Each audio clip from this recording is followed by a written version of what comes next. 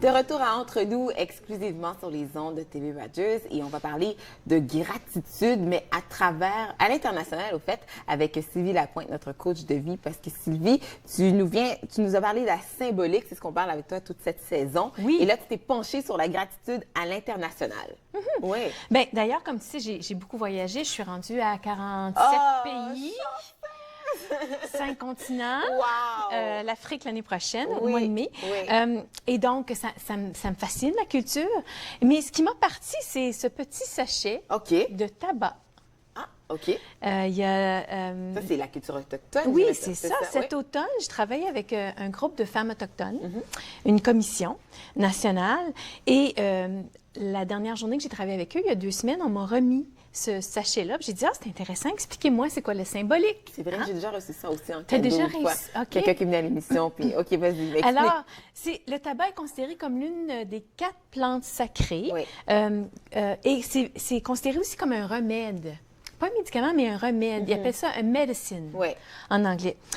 Les autres plantes sacrées, c'est le sauge ou la sauge, le cèdre rouge et le sweetgrass. Apparemment, il n'y a pas de traduction pour ça. Mais je ne sais pas si tu as déjà senti, c'est comme de l'herbe. C'est comme du foin. Ils en font comme des espèces Je pense que j'ai déjà vu. Ouais. de bundles. De bundles, Oui, ouais, c'est ça ça. me dit Puis là, quelque tu chose. le brûles. Oui. Et c'est censé comme Ouais. purifier l'air, Sweetgrass. pas juste au niveau odorat, mais aussi au niveau des esprits, tout ça. Ouais. Alors, le tabac.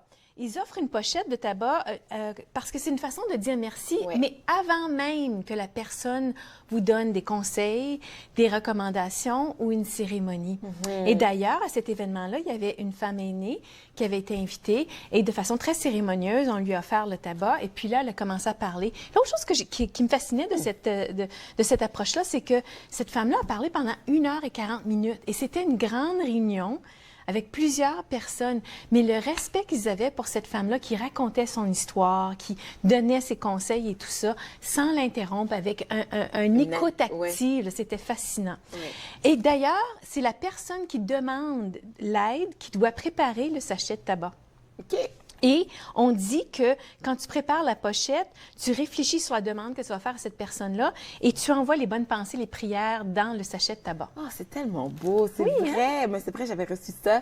Au fait, c'est un invité qui était venu à l'émission. Oui. Et il m'a remis à la fin un petit sachet rouge en boule comme ça. Puis exactement, c'est un symbole de gratitude de l'avoir accueilli. Tout à fait. C'est tellement beau. OK. Ensuite, Ensuite, en Thaïlande. La Thaïlande. Ouais. J'ai adoré la Thaïlande. Donc, tout ça, toi, tu as vu à travers les endroits que tu as visités, finalement. Oui, OK. oui, c'est des endroits que j'ai visités. Alors, pour la Thaïlande, c'est important de préparer un petit cadeau. C'est un pays qui est oriental, Oui. donc il y a des choses qui se recoupent avec le Japon, l'Indonésie, l'Inde, tout ça. Exact. Préparer un petit cadeau, ça doit être bien emballé. OK. Et c'est un geste d'amitié ou d'appréciation. OK. Donc, ça peut être les deux. Puis, typiquement, comme on le ferait au Canada, ça peut être des fruits, des fleurs, des bonbons, du chocolat, etc. D'autres choses qui sont assez typiques, c'est des boissons alcooliques, mais pas nécessairement juste du vin. Et de la papeterie. De la papeterie. Oui.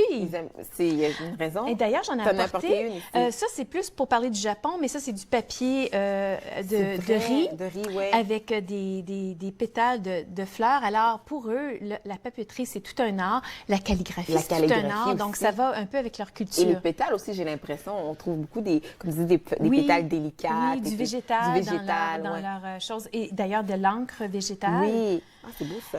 Donc, on dit de ne pas emballer les cadeaux en noir. Hein? De ne Chez pas nous, ça fait chic. En noir, en bleu ou en vert. C'est quoi? C'est la mort? Parce que c'est des couleurs qui sont associées aux funérailles et au deuil. OK.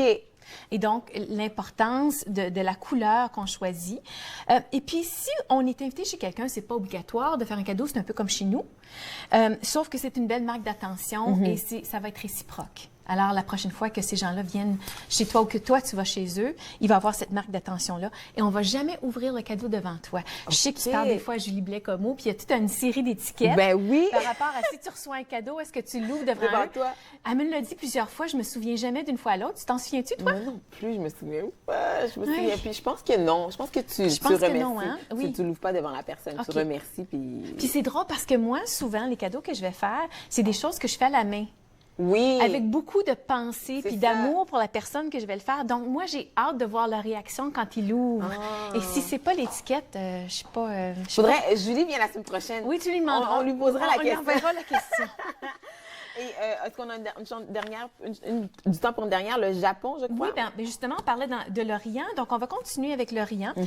Pour les Japonais, on dit merci avec un petit salut. Oui, hein? c'est ça. Et la façon dont on va dire merci va dépendre du type de relation qu'on a avec cette personne-là. La façon qu'on dit merci. Est-ce que c'est une personne comme un ami intime ou une connaissance de travail, etc. OK. Puis le statut social est important. Puis j'ai une anecdote comique parce que j'étais au Japon, puis j'avais eu des services de spa extraordinaires. Je pourrais même faire une série là-dessus parce que j'ai eu des massages et des spas à travers le monde. Oh, chanceux. Et les Japonais, leur attention aux détails, là, comme de la table qui a comment je pourrais dire ça, des couvertures en broderie avec des fleurs fraîches et Tu me fais rêver, là. Ah oui, oui, des essences dans l'oreiller, en tout cas, toutes sortes de choses. Alors, la dame, à la fin, moi, j'étais comme épatée.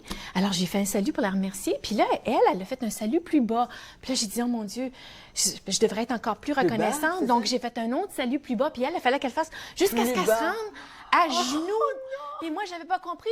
J'étais tellement reconnaissante que je voulais lui dire, mais non, mets-toi pas plus bas que moi. C'est comme toi qui devrais être plus haut.